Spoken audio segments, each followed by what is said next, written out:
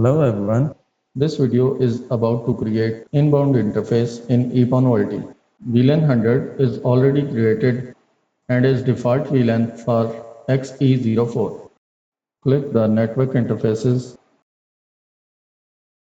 add inbound interface, enter VLAN and subnet mask.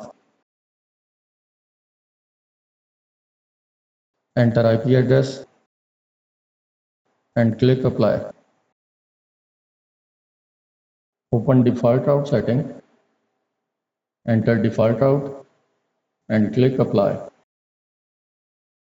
Open DNS setting and enter primary DNS. Enter secondary DNS and click apply.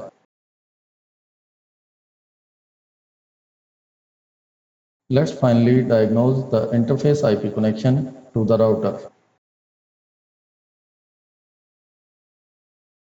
Thank you for being with us. Visit hsgq.com not only for product queries, also for support and solutions.